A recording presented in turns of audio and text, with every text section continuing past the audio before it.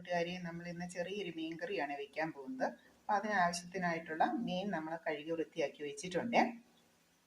ഇതാ ഇത്രയും മീനാണ് നമ്മൾ എടുക്കുന്നത്. അപ്പോൾ അതിന് വേണ്ടിയിട്ടുള്ള ഗ്രേവി തയ്യാറാക്കുന്നതിനായിട്ട് നമ്മൾ ചെറിയ ഉള്ളി, വെളുത്തുള്ളി, പൊടിയായിട്ട് അരിഞ്ഞ ഇഞ്ചി, പച്ചമുളക് എന്നിവ നന്നായിട്ട് എണ്ണയിലിട്ട് വഴറ്റി, അതോടൊപ്പം തന്നെ നമ്മൾ ആവശ്യത്തിന് എരിവിനനുസരിച്ച് നമുക്ക് എരിവ് കൂടുതൽ വേണമെങ്കിൽ അതനുസരിച്ച് മുളക് പൊടി എടുക്കണം. അപ്പം ഞാനിവിടെ ഒരു 1.5 ടീസ്പൂൺ മുളക് പൊടി എടുത്തിട്ടുണ്ട്, ഒരു 1/2 ടീസ്പൂൺ മല്ലിപ്പൊടി എടുത്തിട്ടുണ്ട്.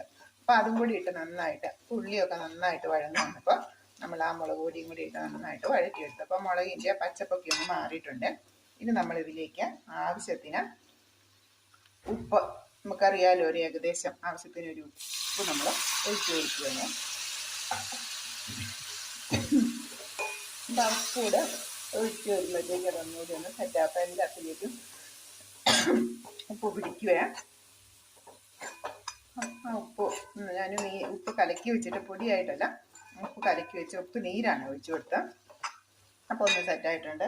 ഇനി നമുക്ക് ഇതിന് ആവശ്യത്തിനുള്ള വെള്ളം ഒഴിച്ച് നമുക്കൊന്ന് ചാറാക്കാം. ആവശ്യത്തിനുള്ള വെള്ളം ഒഴിച്ചാൽ ഒന്ന് ചാറാക്കാം.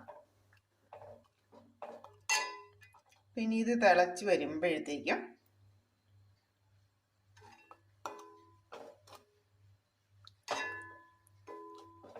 നമ്മൾ ഇതൊന്ന് നന്നായിട്ട് തിളച്ച് കഴിയുമ്പോഴത്തേക്കും ഒരു പൊടിക്ക് വെള്ളം കൂടെ ചേർത്ത് കൊടുക്കാതെ, കാരണം മീൻ വേകണമല്ലോ.